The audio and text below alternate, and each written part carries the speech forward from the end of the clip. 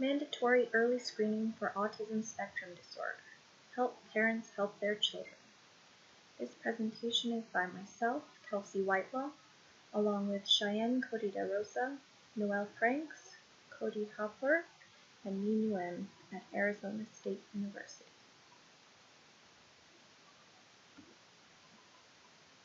Imagine you are at a playdate with your 18-month-old and your friend who is a child the same age. You notice that the other child is playing alongside the other children at the playground, but your little boy is standing off to the side. Later, your friend's little boy comes up to her and asked her for a Wawa, and he was given water. Your little boy has never asked you for a drink of water, and now that you think of it, he never really asks for anything. You have been picking up on these small signs the last 2 months as you have been meeting your friend for playdates. Your friend's little boy is constantly babbling and using words to get his needs met, while your little boy is content to play quietly on his own. When you try to get your little boy to engage with you, he usually does and will let you play with him. His favorite activity is to line up all of his cars and flip them over to spin the wheel, which he tends to do repetitively. When your friend's little boy comes over to move the cars along the track, your little boy becomes very upset. You come over and model to your boy how to tell the other boy to stop, but he's too upset to listen. These playdates have been occurring on a weekly basis, and although your little boy will play alongside the other child, he doesn't seem to notice the other child at all. You wonder, is this normal? You're concerned, but he has stayed home with you all his life, and this is his first friend.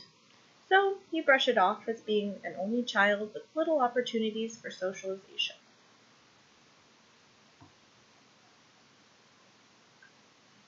At your child's 18-month well check, everything is going well, but you keep thinking about those playdates. You decide to bring it up to your pediatrician to see what she says. You bring up your concerns with his socialization and speech, you describe what's going on at playdates, and talk about how your child is not imitating you and is pretty quiet. The pediatrician politely listens, but reports that he's still young and you should give him some more time to develop his speech. He is only 18 months after all. The pediatrician suggested that you put him in daycare to help with the socialization and communication skills. He seems to be a little shy boy.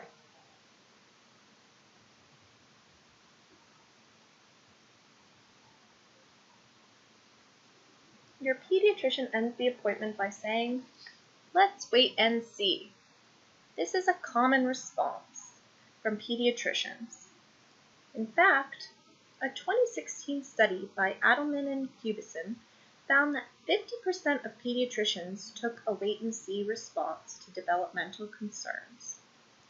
Meanwhile, your child's behavior worsens and is causing you stress.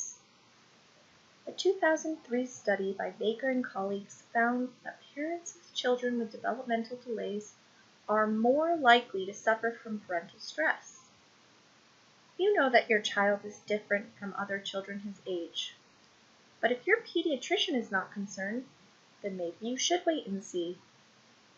Your pediatrician knows best, right?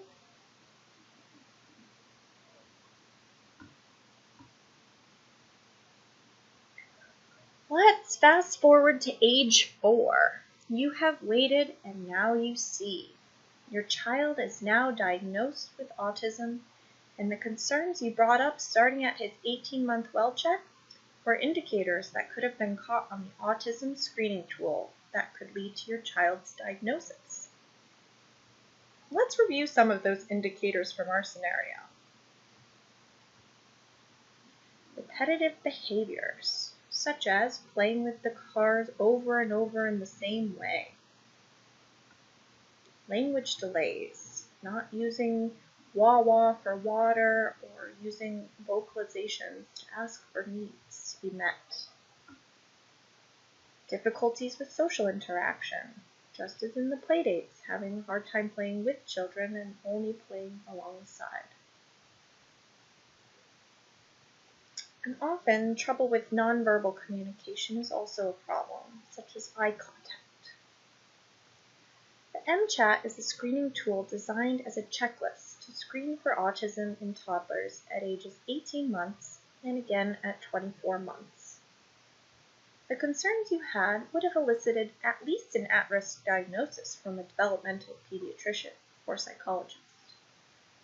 Your child could have been receiving early intervention services up until age 3, but now you've missed the cutoff.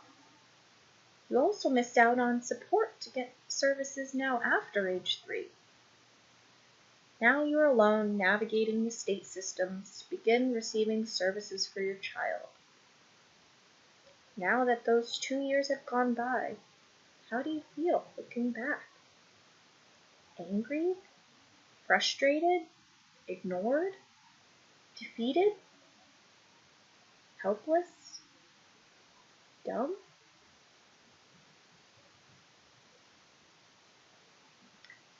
In Arizona, 1 in 64 children is diagnosed with autism spectrum disorder, as per the 2010 CDC survey.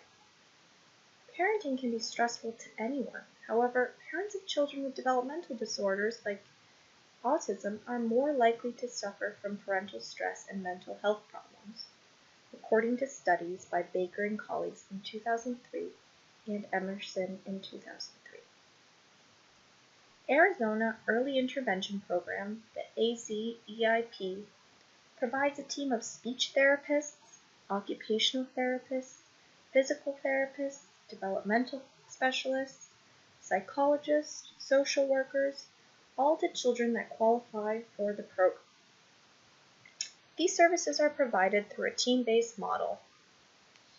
Their families' priorities are addressed, and a lead therapist provides support and gives strategies for parents and caregivers to implement throughout their daily routines.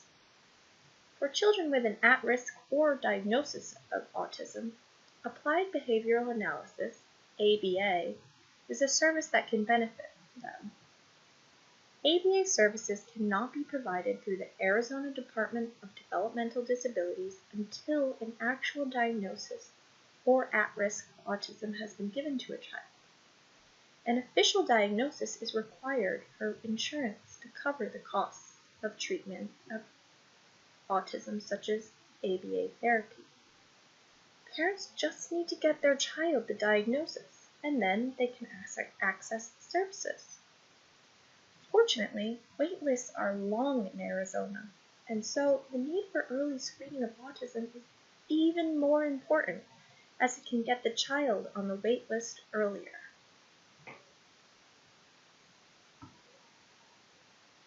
Significant levels of parental stress are linked to lower levels of parenting competence and confidence, according to a study by Keene, Cousins, Musprat, and Roger in 2010. And the inability to connect with necessary services and supports was identified as one of the primary factors that cause this parental stress.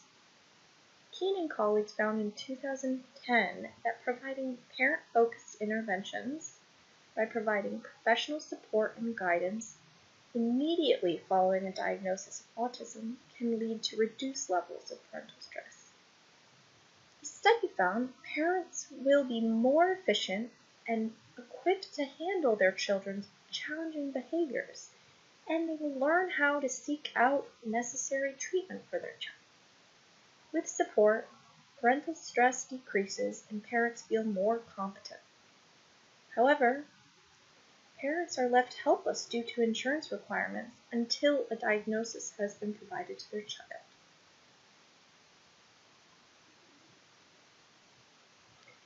Arizona's children deserve access to all resources available to them.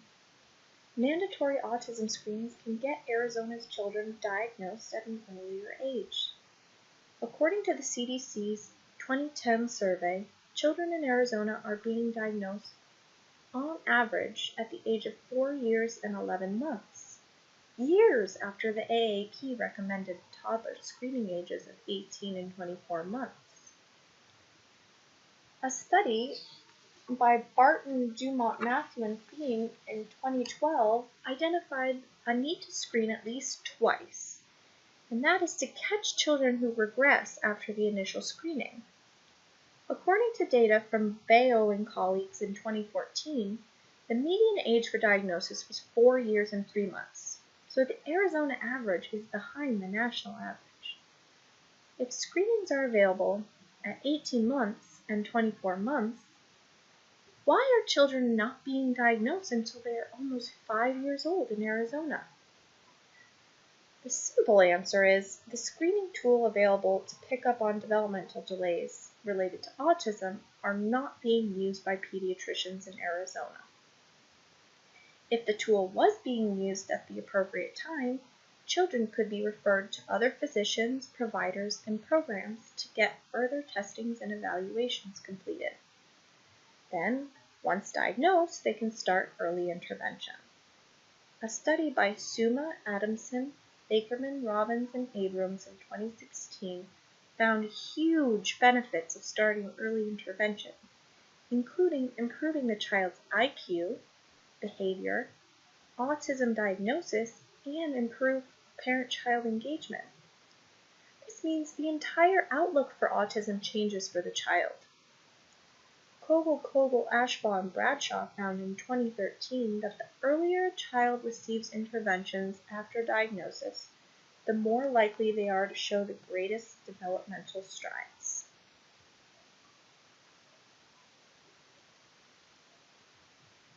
Turn 3, Sorry Charlie. In 2016, there were 16,155 children referred to Arizona's early intervention program. 33% of those children became eligible, meaning they had at least 50% delay in one area of development, so they went on to receive early intervention.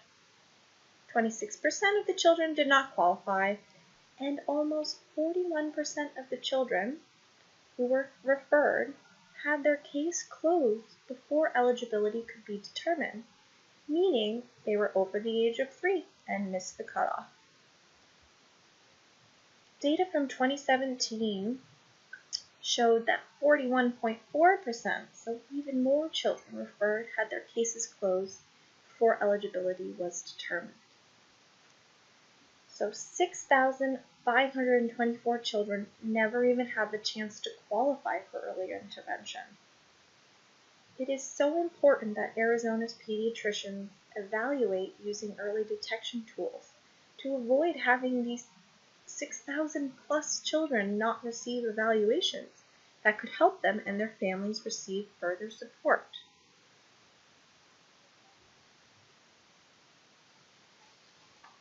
The CDC identified that 90% of children diagnosed with autism had parents with concerns by the age of 3, just like that imaginary scenario at the beginning.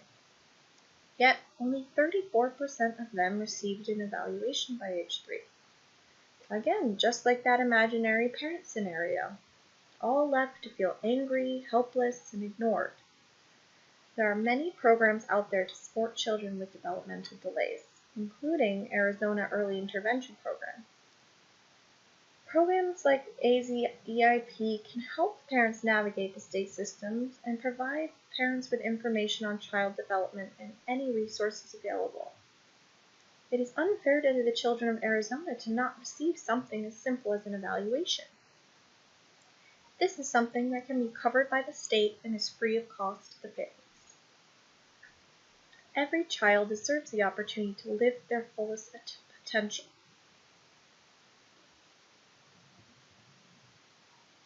So, is this situation hopeless? No. The answer is in the MChat. To address the need for pediatrician screening of toddlers, we recommend the Health and Human Services Committee establish a best practice protocol for early autism screening by pediatricians. This would require that all pediatricians in Arizona employ the Modified Checklist for Autism in Toddlers, the MChat, to screen toddlers at 18 and 24 months. This was shown to be an effective way to diagnose autism early by a study in 2013 by Chablowski, Robbins, Barton, and Feen. Requiring the MChat as part of an autism screening best practice protocol would help parents receive the support they need sooner.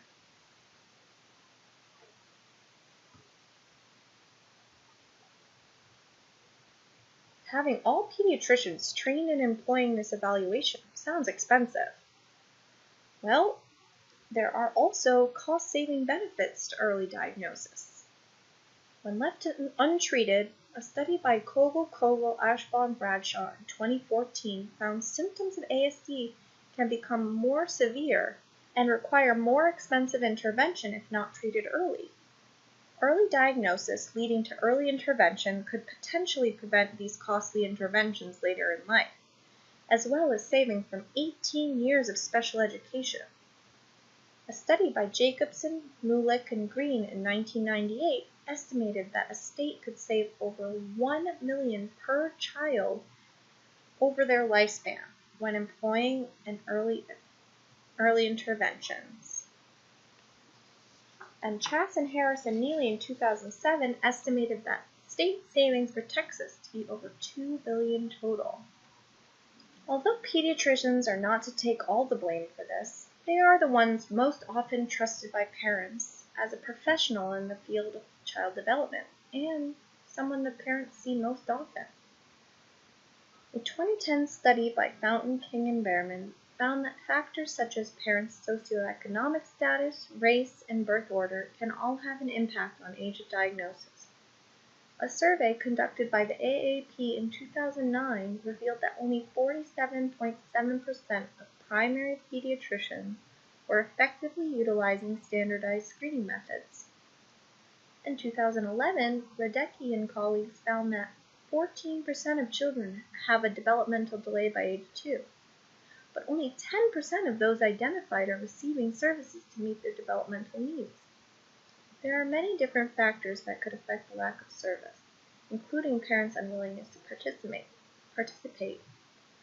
It is important that parents understand the implications and the ramifications that could occur when children are not receiving appropriate services.